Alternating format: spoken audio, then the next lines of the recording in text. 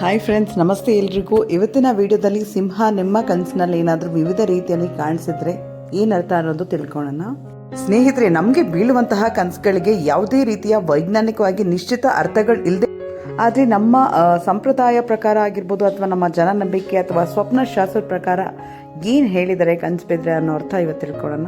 ಸ್ನೇಹಿತರೆ, ನಮ್ಮ ಸ್ವಪ್ನಶಾಸ್ತ್ರದ ಪ್ರಕಾರ ನಿಮ್ಮ ಕನಸಲ್ಲಿ ಏನಾದರೂ ನಿಂತಿರುವಂತಹ ಸಿಂಹ ಕಾಣಿಸಿದ್ರೆ ಅಥವಾ ಸುಮ್ಮನೆ ಕೂತಿರುವಂತಹ ಸಿಂಹ ಕಾಣಿಸಿದ್ರೆ ಇದು ಒಳ್ಳೆ ಕನಸು ಅಂತಾನೆ ಹೇಳ್ಬೋದು. ಬಿಕಾಸ್ ನಿಮ್ಮ ಜೀವನದಲ್ಲಿ ಒಳ್ಳೆ ಅವಕಾಶಗಳು ನಿಮ್ಮನ್ನ ಹುಡ್ಕೊಂಡು ಬರ್ತವೆ.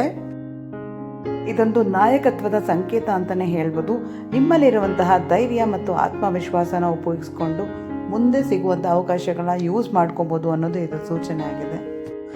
ಫ್ರೆಂಡ್ಸ್, ಹಾಗೆ ಸಿಂಹ ಏನಾದರೂ ನಿಮ್ಮನ್ನ ಹಿಂಬಾಲಿಸ್ಕೊಂಡು ಬರೋದಾಗಿರ್ಬೋದು ಅಥವಾ ನೀವು ಅದನ್ನ ನೋಡಿ ಓಡೋಗ್ತಾರೋ ಥರ ಏನಾದರೂ ಕನಸು ಬಿದ್ದರೆ ಇದು ಕೂಡ ಒಳ್ಳೆ ಕನಸು ಅಂತ. ತುಂಬ ದಿವಸ ನೀವು ಯಾವುದೋ ಒಂದು ಕೆಲಸ ಪೆಂಡಿಂಗಲ್ಲಿ ಇಟ್ಟಿರ್ತೀರಾ, ಅದು ಮಾಡಿದ್ರೆ ಲಾಭ ಆಗುತ್ತಾ ಅಥವಾ ನಷ್ಟ ಆಗುತ್ತೋ ಅನ್ನೋ ಒಂದು ಭಯ ನಿಮ್ಮ ಮನಸ್ಸಲ್ಲಿರುತ್ತೆ. ಆದರೆ ನೀವು ಎದುರ್ಕೊಳ್ಳೋ ಸಮಯ ಅಲ್ಲ, ಧೈರ್ಯದಿಂದ ಸಮಸ್ಯೆಯನ್ನು ಎದುರಿಸ್ಬಿಟ್ಟು ಮುಂದೆ ಹೋಗಿ ನಿಮಗೆ ಜಯ ಖಂಡಿತ ಸಿಗುತ್ತೆ ಅನ್ನೋದೇ ಇದರ ಸೂಚನೆ. ಫ್ರೆಂಡ್ಸ್, ಹಾಗೆ ಸಿಂಹ ಏನಾದರೂ ನಿಮ್ಮ ಮೇಲೆ ಹಾರಿ ದಾಡಿ ಮಾಡೋ ಥರ ಕಾಣಿಸ್ಬೋದು ಅಥವಾ ನಿಮ್ಗೆ ಏನಾದರೂ ಹಾನಿ ಮಾಡೋ ಥರ ಕಾಣಿಸಿದೆ, ಇದು ಅಷ್ಟು ಒಳ್ಳೆ ಕನಸಲ್ಲ. ಮುಂಬರುವ ದಿನಗಳಲ್ಲಿ ನಿಮ್ಮ ಜೀವನದಲ್ಲಿ ಹಲವು ಸವಾಲುಗಳು ಎದುರಾಗಬಹುದು. ಯಾವುದೇ ನಿರ್ಧಾರನ ತಗೊಳ್ಬೇಕಾದ್ರೆ ದಯವಿಟ್ಟು ಅತಿ ತಾಳ್ಮೆಯಿಂದ ಹಾಗೂ ಎಚ್ಚರಿಕೆಯಿಂದ ನಿರ್ಧಾರಗಳನ್ನ ತಗೊಳ್ಳೋದು ಉತ್ತಮ ಅನ್ನೋದು ಇದರ ಸೂಚನೆ ಆಗಿರುತ್ತೆ. ಸೊ ಎಚ್ಚರಿಕೆಯಿಂದ ನಿರ್ಧಾರಗಳನ್ನ ತಗೊಳ್ಳಿ. ಹಾಗೆ ನಿಮ್ಮ ಕನಸಲ್ಲಿ ಏನಾದರೂ ಬಿಳಿ ಕಲರ್ ಅಂದರೆ ವೈಟ್ ಕಲರ್ ಸಿಂಹ ಏನಾದರೂ ಕಾಣಿಸಿದ್ಯಾ, ಇದು ತುಂಬ ಒಳ್ಳೆ ಕನಸು ಅಂತಲೇ ಹೇಳ್ಬೋದು.